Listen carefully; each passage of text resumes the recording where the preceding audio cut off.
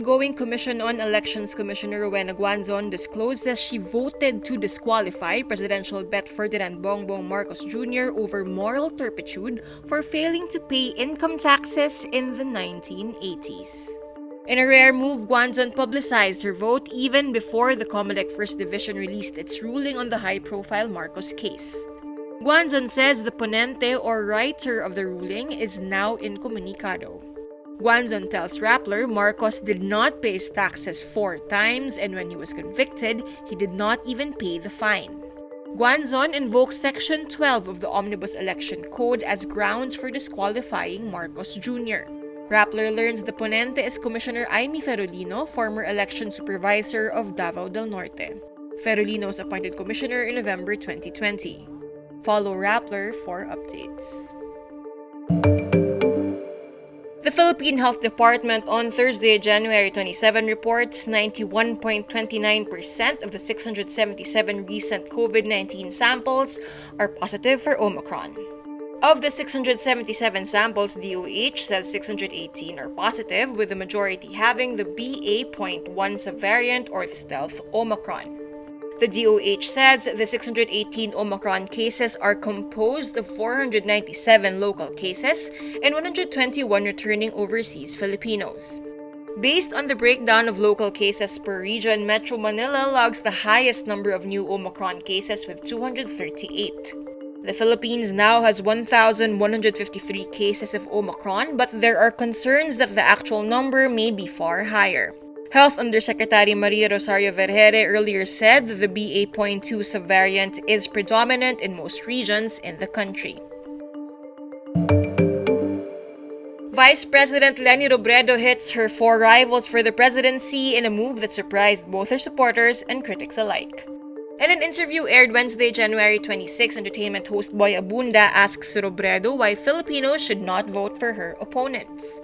Robredo calls Bongbong Marcos a liar, adding that the former senator does not show up in difficult moments. Marcos is Robredo's most bitter rival among all her opponents after the son of the late dictator accused her of cheating in the 2016 polls. Robredo also criticizes Manila Mayor Isko Moreno for being a fence-sitter, saying his stance on many things isn't clear. The vice president also does not hold back against Senator Ping Lacson, claiming the retired police general lacks actual work on the ground. As for Senator Manny Pacquiao, Robredo says having a good heart isn't enough.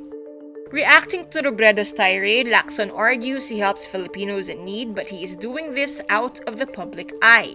Marcos' spokesperson Vic Rodriguez, meanwhile, says their camp does not resort to negative campaigning. Moreno and Pacquiao's camps have yet to react to Robredo's statements.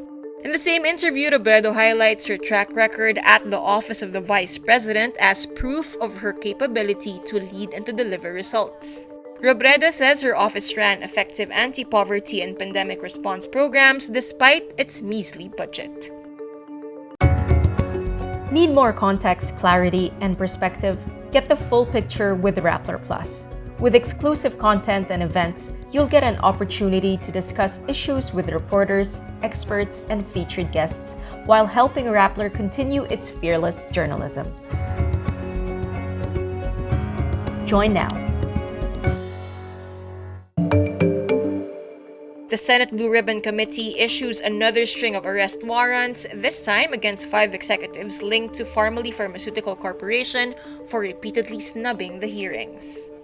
During a Senate hearing Thursday, January 27, panel chairman and Senator Richard Gordon himself moved to cite in contempt and issue arrest warrants against the following: Rose Nono Lin, Gerard Cruz, Jason Uson, Sofia Custodio, Dennis Manalastas.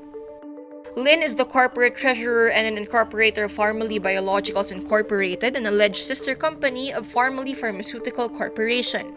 Pharmally Pharmaceutical allegedly cornered over 10 billion pesos worth of pandemic contracts under Duterte. She's a close business associate of Duterte's former advisor Michael Yang, Pharmally's financier and guarantor who has been linked to the illegal drug trade. Cruz, Uson, Custodio, and Manalastas, meanwhile, have not showed up in the hearings despite repeated summons from senators. Actress and fashion icon Heart Evangelista attends Paris Fashion Week after a 2-year hiatus due to the COVID-19 pandemic. Evangelista also reveals that she's now part of the French luxury fashion house Dior. Aside from Dior, Evangelista is also seen wearing beautiful designer pieces from Chanel, Balmain, and Louis Vuitton as she documents her stay in Paris.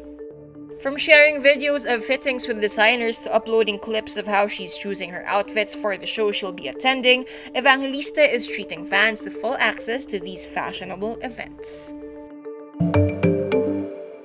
In not so surprising news, the Philippines comes in third in a list of countries with the most K-pop fans, ranking even higher than South Korea. Based on Twitter's K-pop data from 2021, the Philippines trailed behind Indonesia in the top spot and Japan in the second spot. South Korea came in the fourth spot and the United States ranked fifth. Also unsurprising, Filipino stans turned out to be among the most active tweeters. In Twitter's list of countries tweeting most about K-pop, the Philippines came in second following Indonesia. Twitter also names the top 10 K-pop artists on the rise globally, with ENHYPEN taking the top spot. K-pop trailblazers BTS is the most tweeted about globally, followed by NCT, ENHYPEN, EXO, and Blackpink. K-pop is clearly a hot topic on Twitter. Around 7.8 billion K-pop related tweets appeared on the platform in 2021.